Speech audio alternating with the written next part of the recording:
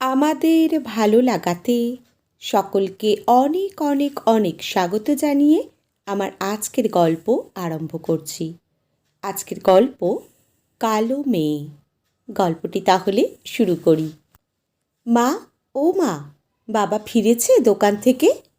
Krishna college থেকে ফিরে কলতলায় হাত মুখ ধুতে ধুতে তার মাকে প্রশ্নটা করলে তার মায়ের কোনো সাড়া শব্দ না পেয়ে সে ঘরের মধ্যে গিয়ে দেখে বিছানায় বাবা শুয়ে আছে আর বাবার মাথায় গোড়ায় বসে তার মা মাথায় হাত বুলিয়ে দিচ্ছে। তাই দেখে কৃষ্ণা সঙ্গে সঙ্গে কাঁধের ব্যাগটা টেবিলে রেখে বিছানার সামনে এগিয়ে গিয়ে উদ্বেগ ভরা কণ্ঠে বলে উঠল, বাবার কি হয়েছে মা? দেখ না, আজও প্রেশার পড়েছে। সকাল থেকেই শরীরটা খারাপ ছিল। বারণ করলাম যে দোকান খুলো না আজ, শুনল না তো আমার কথা। সে কি, ডাক্তার ডেকেছিলে নাকি? আমি কথাটা বলতে বলতে কৃষ্ণা বিছানা ছেড়ে উঠতে যাবে কি তার মা তাকে বারণের স্বরূপ বলল, নিতাই কাকা এসেছিল, এই যে ওষুধ দিয়ে গেছে। দেখে কি বলল কাকা? ওই একই, চিন্তা করছে খুব। কৃষ্ণা এবার তার বাবার হাতটা খুব স্নেহ ভরে স্পর্শ করে বলল, কেন তুমি এত চিন্তা করছো বাবা? আমার বিয়ে ঠিক হয়ে যাবে, আর যদি কেউ পছন্দ না করে তো না করবে। তা বললে কি হয় রে মা? আশেপাশে সব মেয়েদের এক এক করে বিয়ে হয়ে যাচ্ছে দেখ। তোকে একটা ভালো বাড়িতে দিয়ে যেতে না পারলে আমার যে মরেও শান্তি হবে না রে।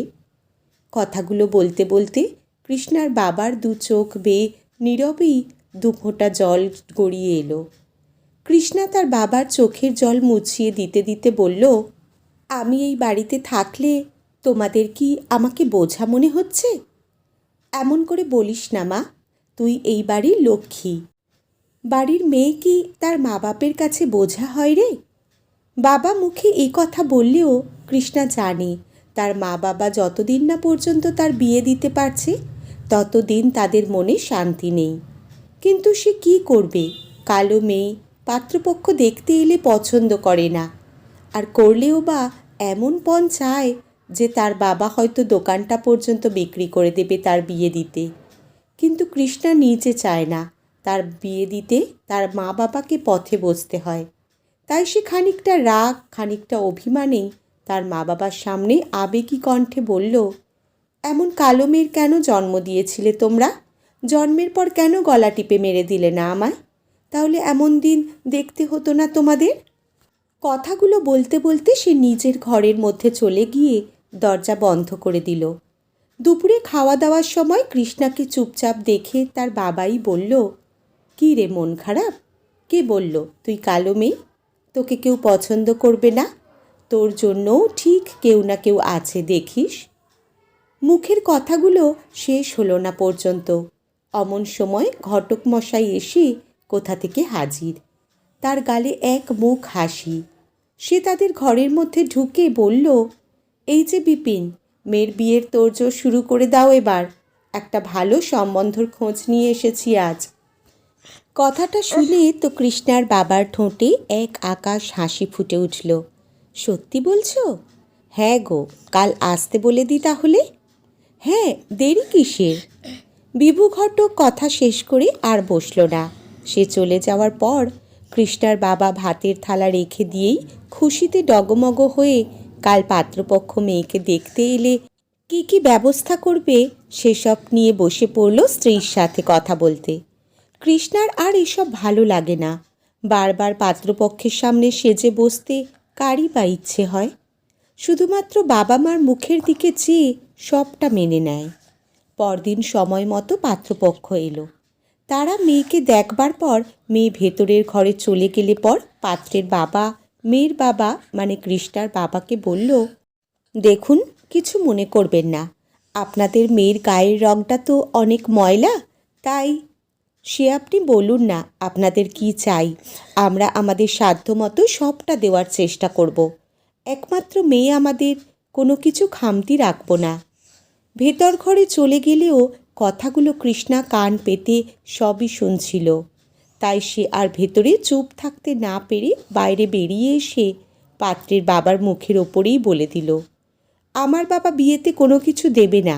হ্যাঁ, আমি কালো, তাই আমায় কেউ পছন্দ করে না, কিন্তু তা বলে এটাও মানব না যে শুধুমাত্র পণের বিনিময়ে আপনারা আমাকে আপনাদের বাড়ির বউ করে নিয়ে যাবেন। ওনাকে কথাটা বলে এবার কৃষ্ণা তার বাবার দিকে ফিরে বলল, বাবা, তুমি কি গো, দানপত্র দিয়ে মেয়েকে অন্য ঘরে পাঠাবে? তুমি আর এরপর আমায় এনাদের মতো অর্থলোভী মানুষগুলোর সামনে বসতে বলবে না। তোমার মেয়ে কাল থেকে তোমার দোকানটা গিয়ে সামলাবে। কথাগুলো বলে সে ভেতরে চলে গেল। মেয়ের এমন কথা শুনে পাত্রপক্ষ বেশ অপমানিত বোধ করে উঠে পড়ল, কিন্তু একজন ওই মেয়ের কথায় মুগ্ধ হয়ে গিয়েছিল। সে আর কেউ নয়, ওই পাত্র স্বয়ং। এই ঘটনার দিন দুয়েক পর অনেক খোঁজ খবর করে পাত্রটি কৃষ্ণাদের খাবার হোটেলটির সন্ধান করে উঠল। কৃষ্ণা এই দুদিন হলো বাবাকে বিশ্রাম দিয়ে দোকান সামলাচ্ছে। পাত্রটি তাকে চিনে সামনে এসে নমস্কার করে বলল, চিনতে পারছেন? কৃষ্ণা একটু অবাক হলো, কিন্তু তার সেই মুহূর্তে বেশ কয়েকজন খরিদ্দার ছিল। সে তাদের খেতে দিয়ে তারপর তাকে বলল, চিনতে কেন পারবো না, এত ভুল নই আমি। তা হঠাৎ আমাদের গরিবের দোকানে? ধরে নিন আপনার দর্শন করতে। আমি তো কোনো সুন্দরী মডেল না, আমাকে দেখার মতোও কিছু নেই। রূপ কি মানুষের চেহারায় নাকি তার গুণে? আপনাদের মতো বড় মানুষদের কাছে চেহারাটাই নারীর সৌন্দর্য। যদিও আজকাল কালো মেয়েদের কেউই চেয়ে দেখে না, আমার যদিও তাতে লজ্জা নেই। এসব বাদ দিন, এখানে কেন? খেতে এসেছি, কি খাওয়াবেন বলুন? অবাক করলেন যে, এত সামান্য ভাতের হোটেলে আপনার মতো মানুষ খাবেন বুঝি? কেমন যেন বিশ্বাস হয় না। বিশ্বাস করে নিতে হয়। কৃষ্ণা বুঝল না ছেলের মতলব কি, তবু সে তার মতো করে পাত সাজিয়ে তাকে খেতে দিল। ছেলেটা বেশ তৃপ্তি ভরে খেয়ে হাত মুখ ধুয়ে বলল, রান্নার হাত তো ভীষণ ভালো। ধন্যবাদ, 70 টাকা হয়েছে আপনার। বেশ। ছেলেটা পকেট থেকে টাকাটা বের করে কৃষ্ণার হাতে দিতে গিয়ে নিজের মনের কথাটা আর সংবরণ করতে না পেরে বলেই ফেলল, বলছি কি, এই হাতটার দায়িত্ব কি আমি নিতে পারি? কি বললেন? হ্যাঁ, যা শুনলেন আপনি। হাসালেন। এমনটা যে কেউ চায়নি কোনো দিন। তার উপর আগের দিন আপনার বাবা মা। বিশ্বাস করুন, আমি পারবো না আমার বাবা মাকে রাস্তায় বসাতে। আপনি আসতে পারেন। আমার শুধু আপনাকে চাই। আমার কাজ আছে, আপনি আসতে পারেন। বিশ্বাস করছেন না তো? কি করে করি বলুন? আপনাদের বাড়ির বউ হওয়া আমায় মানায় না। সোসাইটিতে এমন কুশ্রী কালো দেখতে মেয়েকে নিয়ে বেরোলে আপনার নাক কাটা যাবে। আমি সেটা চাই না। ভুল বুঝছেন আপনি আমাকে। আপনার আগের দিনের কথাগুলো আমাকে মুগ্ধ করেছে। সে করতেই পারে, কিন্তু ওই এক মুহূর্তের মুগ্ধতার জন্য আমাকে জীবনে আনবেন না।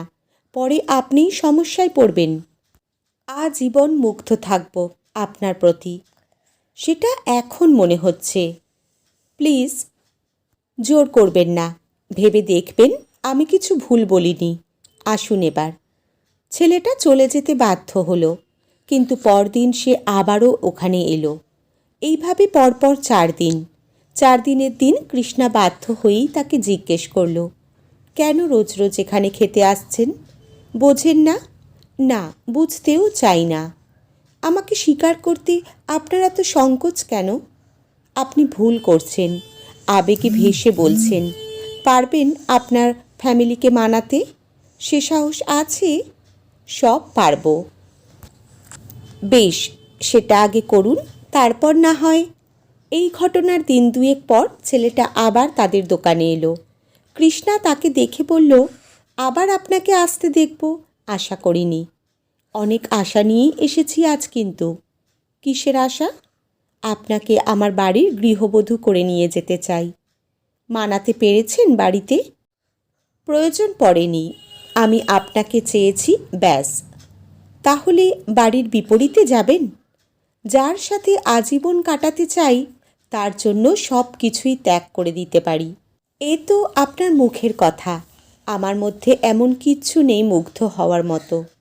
আছে, নইলে আমায় কেন বারবার আপনি টেনে নিয়ে আসছেন বলুন? আমি টানছি, নয়তো আর কে? প্লিজ রাজি হয়ে যান। বেশ, আপনাকে বিশ্বাস করলাম। কোনো পুরুষ মানুষকে জীবনে এই প্রথমবার বিশ্বাস করছি। তবে আমি আপনার পরিবারের সবাইকে নিয়ে থাকতে চাই, সেটা আপনার দায়িত্ব। বেশ, বিশ্বাস ভাঙব না কখনো। আজকের গল্প এখানেই সমাপ্ত। কলমে শুভঙ্কর সাউ, পাঠে জয়তী। ধন্যবাদ।